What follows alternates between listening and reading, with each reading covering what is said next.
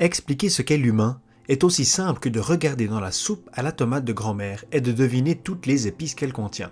Donc, presque impossible.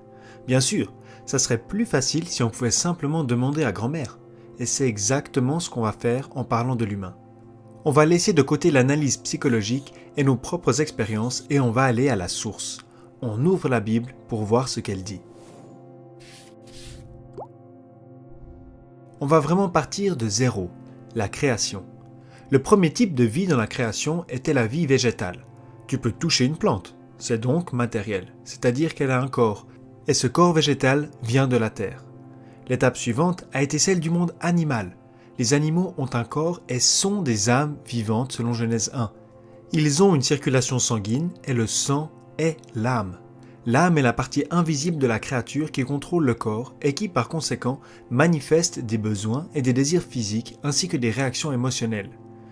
L'âme est la vie naturelle, où les affections et toutes les actions vitales qui distinguent les animaux de l'existence végétale ont leur siège. Elle est donc synonyme de vie et de caractère. Dans la dernière étape, l'homme a ensuite été créé à l'image de Dieu. Tout ce que ça comporte exactement n'est pas clairement défini. Mais une chose est sûre, Dieu est un. Et c'est très important. Le christianisme n'enseigne pas le polythéisme. Dieu est une unité. Et donc l'homme est aussi une unité. Et on va garder ça à l'esprit pendant la suite de l'explication. L'homme est une unité. Pour revenir à l'image de la soupe de grand-mère, l'essentiel est qu'il s'agit d'une seule soupe, et non pas de ce qu'il y a dedans. Et pourtant, il y a de la diversité dans la divinité. Mot-clé, triunité ou trinité. La diversité dans l'unité. Ce principe existe également dans la condition humaine. Par exemple, l'homme a été créé dans une version masculine et féminine, mais l'objectif est que les deux se rejoignent et ne fassent qu'un, l'unité. Mais il y a aussi une dichotomie au sein de l'être humain individuel. Une personne extérieure et une personne intérieure. Pour mieux comprendre, on peut examiner la création de l'être humain. Voilà ce que dit Genèse 2:7. L'Éternel Dieu façonna l'homme avec la poussière de la terre. Ça veut dire que Dieu a pris la terre et a formé le corps de l'homme. L'homme est donc de toute façon déjà matière, comme les plantes. Il est un être terrestre parce qu'il a été tiré de la terre. Et c'est pour ça qu'on l'appelait Adam, qui veut dire rouge, rouge comme l'argile de la terre. Maintenant, tu pourrais penser, ouais, normal. Attends, va pas trop vite. Beaucoup de personnes ont de sérieux problèmes avec leur corps et donc ont tendance à se faire de fausses idées en disant que le corps est mauvais. Mais Dieu dans la Bible dit que le monde matériel créé, y compris le corps humain, était très bon. La naissance de Jésus souligne également le fait que le corps en lui-même n'est pas un problème. Jésus-Christ est né avec un corps, comme nous, et était sans péché. Et on voit aussi dans le monde de la résurrection, où il n'y aura plus de péché, que les gens auront un corps. Paul dit même qu'il aspire au nouveau corps, car sinon il se sentirait nu sans le corps. L'homme a donc besoin d'un corps pour être complet. Donc en résumé, le corps est la partie matérielle de l'homme, donnée par Dieu, bon et essentiel à notre existence humaine. La deuxième partie de l'homme n'est pas une matière ou une substance. Dieu a insufflé dans les narines de l'homme le souffle de la vie. L'homme est donc plus qu'un simple corps. Il a une composante invisible, spirituelle, car Dieu lui a insufflé en lui un souffle, c'est-à-dire un vent, un esprit de vie. Sans cet esprit, le corps serait tout simplement sans vie, mort, comme dit Jacques 2,26. Ce sont donc les deux principales composantes de l'homme. Quand l'homme meurt, dit Ecclésiaste 12, la poussière retourne à la terre, d'où elle vient, et l'esprit retourne à Dieu qui l'a donné. C'est la différence entre l'homme et les animaux. Leur esprit ne va pas à Dieu parce qu'il ne vient pas de Dieu, mais de la terre.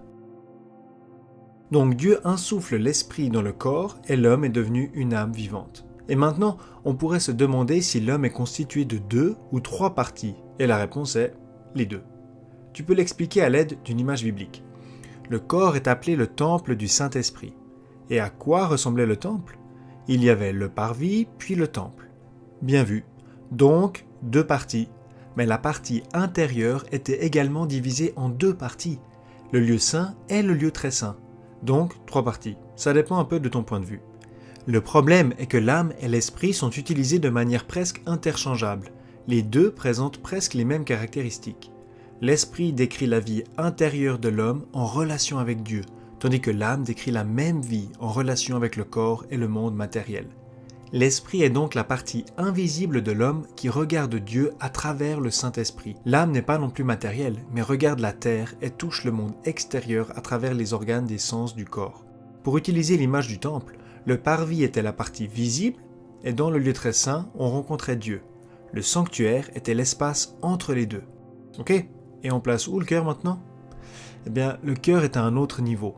Il est toujours placé en opposition à la partie visible de l'homme. L'exemple classique est 1 Samuel 16, 7. L'homme regarde à l'apparence extérieure et l'Éternel regarde au cœur. On pourrait l'assimiler à l'homme intérieur et surtout aux pensées. Avant la conversion, les mauvaises pensées venaient du cœur. Pourquoi?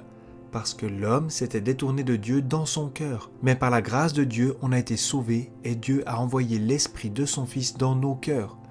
Si le cœur est la partie intérieure de l'homme, alors la Bible nous dit que l'Esprit de Dieu se relie surtout à l'esprit humain. Tout comme les époux deviennent une seule chair physiquement, le croyant devient un seul esprit avec le Seigneur. Vient maintenant la question primordiale. Quel est mon je? Quel est mon ego? Quelle est mon identité? Le cœur est probablement la chose la plus proche de l'ego. Le moi de l'homme n'est ni l'esprit, ni l'âme, ni le corps. Pourquoi? Parce que toutes ces choses peuvent être distinguées du je. Mais le je n'est pas en dehors de l'esprit, de l'âme ou du corps, mais au centre de toutes ces composantes de l'être humain. C'est le centre de la personnalité. Comme le centre d'un cercle, ce n'est pas un point sur sa circonférence, mais sans la circonférence, le je n'existerait pas. Et ce je est ce que Paul considère comme complètement nouveau dans Romains 7. Jean dit que ce je ne peut plus pécher parce qu'il est né de Dieu. 2 Corinthiens 5, 17 dit « Si quelqu'un est en Christ, il est une nouvelle créature, les choses anciennes sont passées, voici toutes choses sont devenues nouvelles. » C'est l'accomplissement de la promesse d'Ézéchiel 36. « Je vous donnerai un cœur nouveau. » Et comment il le fait? « Et je mettrai en vous un esprit nouveau. C'est mon esprit que je mettrai en vous.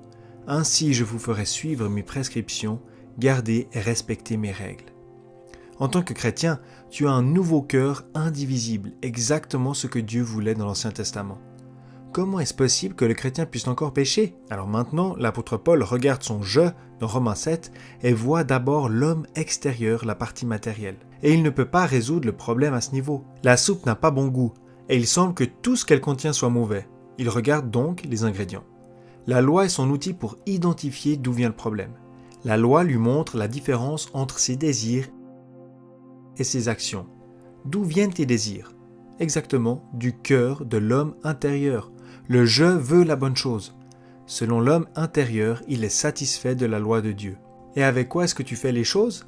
Avec l'homme extérieur, il déclare donc « le péché n'est plus dans mon « je », dans mon être intérieur, mais dans mes membres ». Concrètement, ça veut dire le corps. Pour prendre l'exemple du temple, ça voudrait dire ça. Le péché est toujours dans le parvis, mais plus dans le sanctuaire. Et l'identité du chrétien sur terre n'est pas définie par sa chair, mais par l'esprit. Paul dit en Romains 8, 9 que vous n'êtes pas dans la chair, mais dans l'esprit. L'être intérieur est renouvelé par le Saint-Esprit et le corps sera bientôt racheté.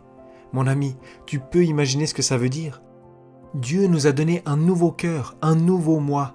Tout est nouveau.